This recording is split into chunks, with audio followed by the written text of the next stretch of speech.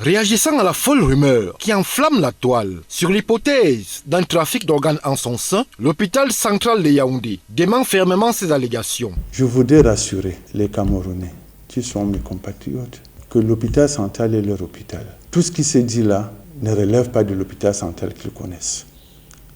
Vous me connaissez depuis des années. Je suis médecin. Je suis enseignant, je forme les médecins. J'ai le devoir de laisser une image de la médecine dans notre pays.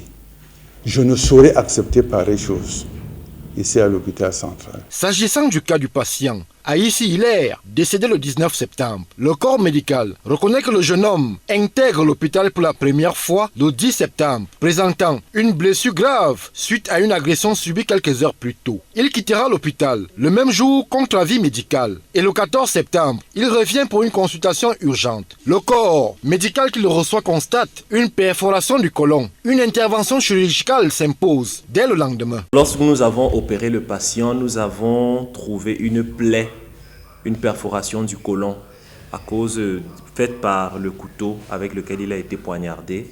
Et il y avait également beaucoup de sel à l'intérieur de la cavité abdominale. Nous avons fait une suture de cette plaie, nous avons lavé la cavité abdominale, nous avons abouché son côlon à la peau pour permettre que les sutures que nous avions faites puissent cicatriser. Aïssi Hilaire succombe à ses blessures le 19 septembre. Malheureusement, s'ensuit alors une polémique sur la manipulation de son cadavre et l'hypothèse d'un trafic d'organes enfle. J'ai les photos de l'entrée et c'est le même corps qui est sorti. Parce que quand un corps comme ça arrive, le gars qui est sur place communique à tout le groupe que voilà tel corps que j'ai reçu. J'ai demandé s'ils ne sont pas d'accord qu'on remet le corps à la morgue. La discussion pour eux, ils disaient que le corps, leur frère a été mal opéré. Mais à l'heure actuelle où je vous parle, dernièrement quand le commissaire a déposé le corps, les testicules sont là. Tout est là. Si on veut, on peut faire l'autopsie.